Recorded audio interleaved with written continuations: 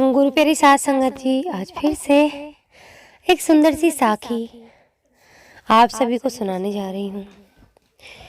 गुरु प्यारी साध संगत जी, इंसान का आचरण यानी कि व्यवहार बड़ा है या उसका पद या उसकी ताकत। कुछ लोग पद को बड़ा मानने लग जाते हैं, लेकिन उनकी सबसे बड़ी गलती यही होती है। इंसान को अगर बड़ा बनाता है तो उसका आचरण और उसका व्यवहार। अगर इंसान चाहे गरीब क्यों ना हो, लेकिन उसका व्यवहार बहुत अच्छा है, तो वो दुनिया का सबसे बड़ा इंसान माना जाएगा। और कोई इंसान कितना भी अमीर क्यों ना हो, कितना भी क्लासी क्यों ना हो, लेकिन उसके आचरण, उसके व्यवहार में गंदगी है, मैलापन है, तो वो इंसान दुनिया का सबसे छोटा आदमी है। आज ऐसी ही एक सुंदर सी साखी आप सभी को सुनाने जा रही हूँ कि असली मायने में सम्मान के लायक कौन होता है। ये कहानी है एक राजा की, जो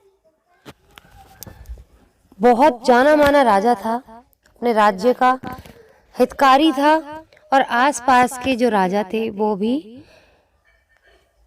उसका लोहा मानते थे।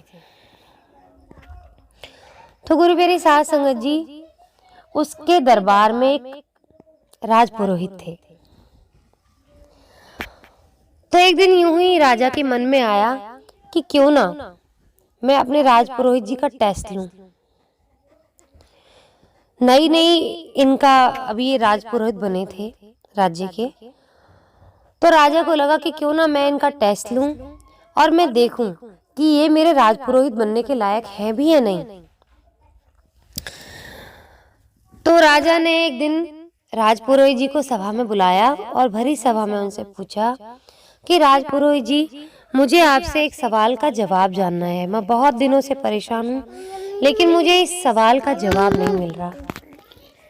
तो राजपुरोहित ने बोला कि जी महाराज, पूछिए क्या बात है। तो राजपुरोहित से राजा ने बोला कि पद बड़ा है या आचरण। तो इस पर राजपुरोहित ने उस समय तो कोई जवाब नहीं दिया। राजा से बोला कि राजा जी, मुझे कुछ दिनों का समय दीजिए इस सवाल का जवाब ढूंढने के लिए। राजा को लगा कि शायद राजपुरोहित फेल हो जाएंगे, इसीलिए इन्होंने दिनों का समय मांगा है। 3 दिन बाद राजपुरोहित सभा में आए,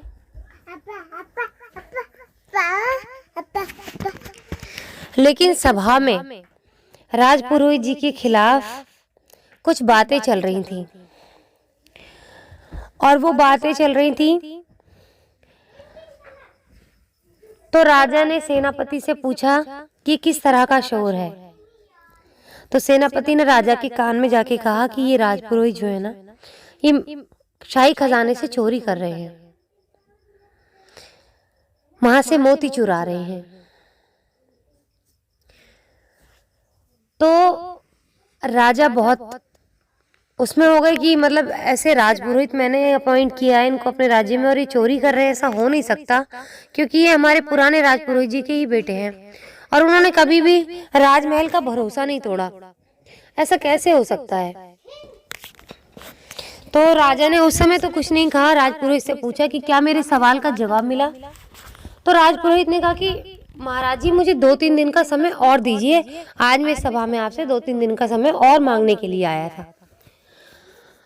तो गुरु प्यारी साध संगत जी, राजा को थोड़ा सा और गुस्सा आने लगता है कि एक तो चोरी कर रहे हैं, फिर ऊपर से सवाल का जवाब भी नहीं दे रहे। क्या मैंने गलत इनकी आयुक्ति करी है क्या?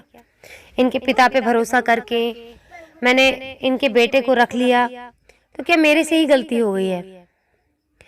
तो गुरु प्यारी साध संगत जी, राजा के दिमाग में वो बातें तो चल ही रही होती हैं, तो वो राजपुरोहित को कह देते हैं ठीक है, आप 2-3 दिन का और समय ले लीजिए। सेनापति की बातें उनके दिमाग में पड़ चुकी होती हैं, तो राजा खुद इस बार जाते हैं राजपुरोहित के पीछे पीछे। तो जब वो पीछे पीछे जाते हैं तो देखते हैं राजपुरोहित सच में खजाने से चोरी कर रहे होते हैं, और इस बार मोतियों के साथ हीरे जवाहरात भी चोरी कर रहे होते हैं। राजा चुपके से सब कुछ देख लेते हैं, लेकिन वहां उनसे कुछ नहीं कहते और अपने राजमहल लौट आते हैं।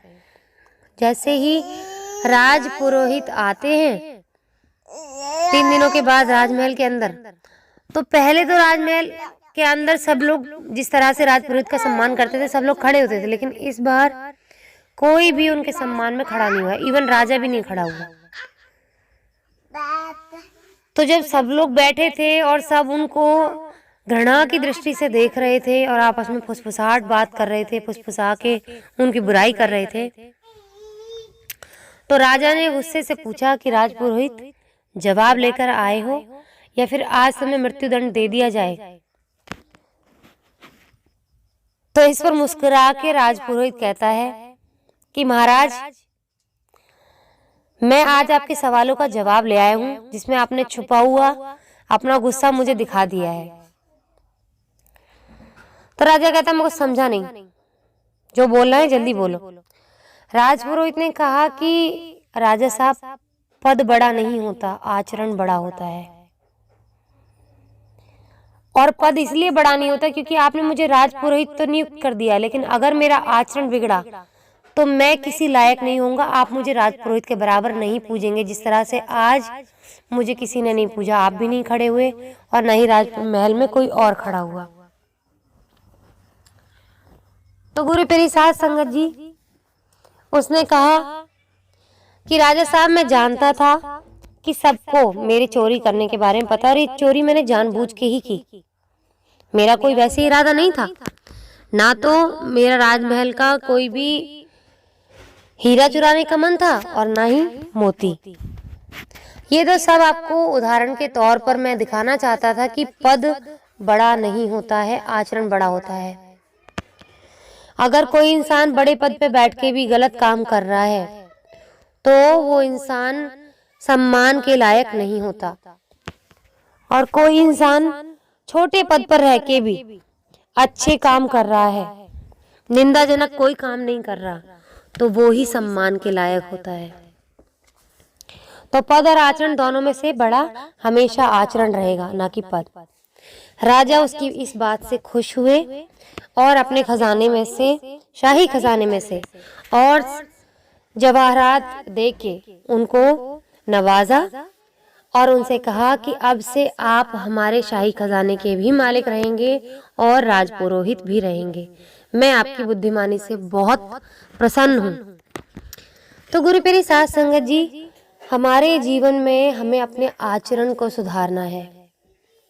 हम कितने भी बड़े क्यों ना हो जाएं, लेकिन हमें अपने स्वभाव को, अपने आचरण को हमेशा ईमानदारी से भरपूर रखना है। कभी भी हमें लालच लेकर नहीं आना है, नीचा काम नहीं करना है। अगर हमने नीचा काम कर दिया ऊंचे पद पर रह के, तो हम नीचे ही रहेंगे, कभी ऊंचे नहीं उठ पाएंगे। तो जीवन में अपने आचरण को हमेशा ऊंचा बनाकर रखो। भगवान भी उसी इंसान को प्यार करते हैं जिसका आचरण अच्छा होता है, और जिसका आचरण नीचा होता है भगवान उसको कभी गले से नहीं लगाते। तो गुरु प्यारी साध संगत जी, आज इसी के साथ इस सुंदर सी साखी को यही समाप्त करना चाहूंगी। मिलती हूँ आपसे अपनी अगली वीडियो में नई साखी के साथ। तब तक के लिए खुश रहें, सुमिरन करते रहें, सच्ची सेवा करते रहें।